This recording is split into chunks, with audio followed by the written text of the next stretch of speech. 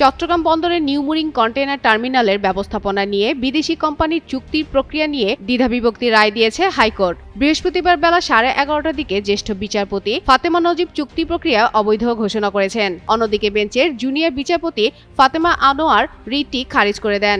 এখন নিয়ম অনুযায়ী প্রথম বিচারপতি বিষয়টি নিষ্পত্তির জন্য হাইকোর্টে আরেকটি বেঞ্চ গঠন করে দেবেন। আদালতে রিটের পক্ষে শুনানি করেন ব্যারিস্টার জমির উদ্দিন সরকার, অ্যাডভোকেট আহসানুল করিম, ব্যারিস্টার মাহবুব উদ্দিন খোকন, ব্যারিস্টার কায়সার কামাল। সঙ্গে ছিলেন অ্যাডভোকেট মাকসুদুল্লাহ, ব্যারিস্টার আনোয়ার হোসেন।